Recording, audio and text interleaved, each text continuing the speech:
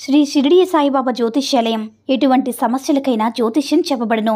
కుటుంబ సమస్యలు, భార్యాభర్తల సమస్యలు, ప్రేమ పెళ్లి సమస్యలు, వ్యవసాయం వ్యాపార సమస్యలు, కోర్టు సమస్యలు, అనుకున్న పనులు కాకపోవడం, డబ్బు సమస్యలు, ఆరోగ్య సమస్యలు, స్త్రీ పురుష వశీకరణ చేయబడును. ఇంకా తీరని ఎటువంటి సమస్యలకైనా శ్రీ షిరిడి సాయిబాబా ఆశీస్సులతో పరిహారం చేయబడును. Phone number 9515466718. ఓం సాయిరామ్. సమర్థ సద్గురు సాయినాథ్ మహారాజ్కి జై. సాయిబాబా భక్తులందరూ కూడా నమస్కారం అండి.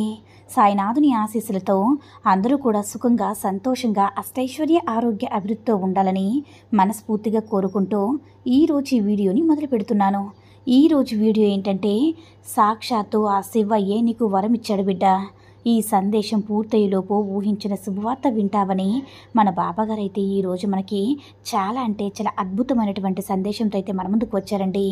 మరి మన బాబాగారు ఈరోజు మనకి ఎలాంటి సందేశం అందించాలి అనుకుంటున్నారో ఆయన మాటల ద్వారానే విందాము. ఆయన మాటలు వినే ముందుగా ఈ వీడియో కనుక నచ్చినట్లయితే లైక్ చేసి షేర్ చేయండి. మరిన్ని వీడియోస్ కోసం మన ఛానల్ని సబ్స్క్రైబ్ చేసుకుని మాకు కొంచెం సపోర్ట్ చేయండి. మరి మన బాబాగారి సందేశం ఏంటంటే, బిడ్డ, నువ్వు పడుతున్న బాధలన్నీ కూడా నాకు తెలుసు. నాకు తెలియదేమని అనుకుంటున్నావు కదా. తండ్రి, నన్ను ఎందుకిలా కష్టపెడుతున్నావని నీ మనసులో అనుకుంటూ ఉంటున్నావు. నువ్వు రోజు ఎంత బాధపడుతున్నావో నేను చూస్తూ ఉన్నాను. నీ యొక్క ప్రతి కదలికను కూడా నేను చూస్తూ ఉన్నాను తల్లి. నీ చుట్టూ ఉన్న మనుషులు కూడా నేను చూస్తూ ఉన్నాను. నీ చుట్టూ ఉన్న మనుషులు ఎలా ప్రవర్తిస్తున్నారో కూడా నేను కూడా పరిశీలిస్తున్నాను తల్లి. బిడ్డ, చాలా రోజుల నుంచి నీ మనసును చాలా కష్టపెట్టుకుంటున్నావు కదా. ఏవో లేనిపోని ఆలోచనతో నీ జీవితం ఎలా ఉంటుందో ఏమో అని నువ్వు ముందుగానే అన్నీ గ్రహించి భయపడి బాధపడుతున్నావు. నేను సంతోషంగా ఉంటానా లేనా అని అలానే ఉండిపోతున్నావు. నువ్వు నీ జీవితంలో ఎలాంటి మార్పులు కూడా ఇప్పటి వరకు ఇవ్వలేదు బాబా అని చెప్పి ప్రతిరోజు నన్ను ఏదో ఒక విధంగా ప్రార్థిస్తూ ఉన్నావు. లేదంటే నా పైన నిష్ఠూరంగా ఉంటున్నావు. అన్నీ నాకు తెలుసు. నీ జీవితంలో ఉన్నటువంటి సమస్యలు, కష్టాల వల్ల నీ మనసు కొంచెం కష్టంగా అనిపించడం వల్ల దైవ దూషణ చేస్తున్నావు. ఎవరిని ఎప్పుడు కూడా నోరు జారి ఒక్క మాట అన్నటువంటి నువ్వు నీ మనసు ఇంతగా బాధపడిందంటే దాని వెనుక ఏదో ఒక కారణం దాగి ఉంది తల్లి. అది అతి పెద్ద బాధే. నేను అది అర్థం చేసుకోగలను.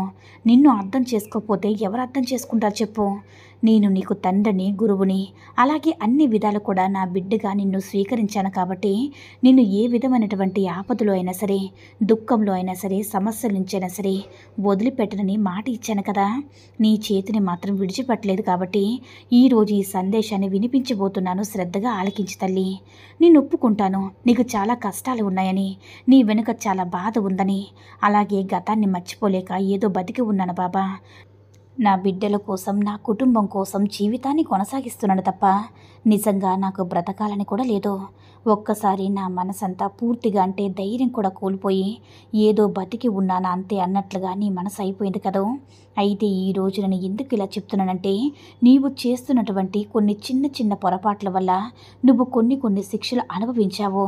ఇక సాక్షాత్తు శివయ్య తండ్రి అనుగ్రహమే నీపైన ఉంది కాబట్టి అతి త్వరలో నువ్వు ఎప్పుడు కూడా ఇంతవరకు చూడనటువంటి జీవితాన్ని ఆ భగవంతుడు నీకు అతి తొందరలోనే నీ ముందుకు తీసుకురాబోతున్నాడు బిడ్డ. చూడు బిడ్డ, ఒక్క విషయాన్ని గుర్తుంచుకో. ఎప్పుడు కూడా తప్పు చేయాలి, తప్పు చేయకూడదు అనేది నీ చేతుల్లో ఉండదు. ఏదైనా కానీ తెలుసో తెలియకో గత జన్మలో మీరు ఏదైనా సరే చిన్న తప్పు చేసినా సరే అది ఈ జన్మలో అనుభవించక తప్పదు. కర్మఫలాలనేవి తప్పకుండా అందరూ కూడా అనుభవించాల్సిందే. కాబట్టి వాటి గురించి నువ్వు ఎక్కువగా బాధపడాల్సిన అవసరమే లేదు. ఇది నాకెందుకు వచ్చింది, ఈ కష్టాన్ని నేను ఎందుకు అనుభవిస్తున్నాను అని ఎప్పుడు కూడా అనుకోవద్దు. ఎందుకంటే నీ యొక్క కష్టాలు, బాధలు అందరూ కూడా ఎక్కువగా పొందుతున్నారు తల్లి.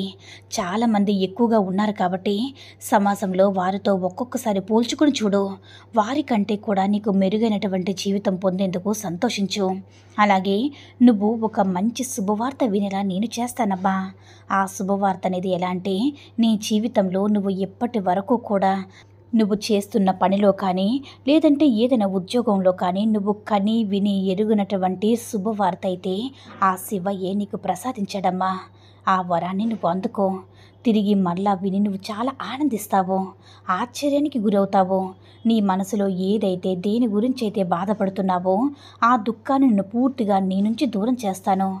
ఖచ్చితమైనటువంటి నిర్ణయాన్ని తీసుకొని రేపటి రోజున సిద్ధంగా ఉంటూ, అది ఏదైనా కావచ్చు, ఉద్యోగం కావచ్చు, లేదంటే ఉద్యోగంలో మంచి ప్రమోషన్ కావచ్చు, వ్యాపారం కావచ్చు, వ్యాపారంలో మంచి లాభం కావచ్చు, ఇలా దేనికి సంబంధించి అయితే నువ్వు ఏదైతే అడుగుతున్నావో దాని గురించి నీకు ఒక మంచి అద్భుతాన్ని జరిపించేలా చేస్తాను.